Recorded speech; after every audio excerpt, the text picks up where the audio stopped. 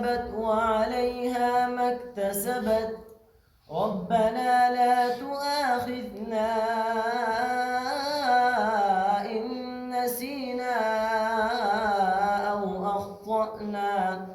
ربنا ولا تحمل علينا إصرا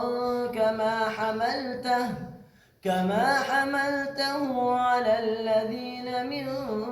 قبلنا ربنا ولا تحملنا ما لا طاقة لنا به واعف عنا